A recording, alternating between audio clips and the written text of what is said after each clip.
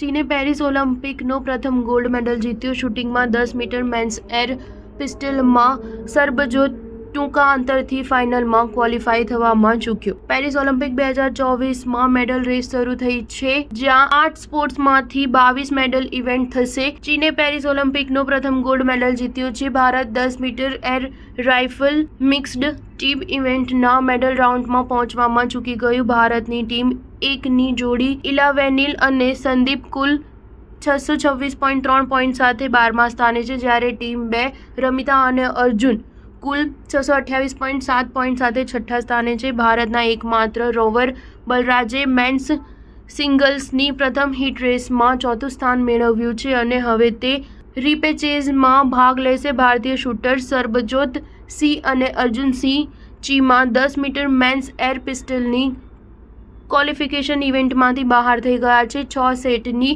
Qualifying ઇવેન્ટમાં Sarabjit 577 point સાથે 9મા ક્રમે રહ્યો હતો.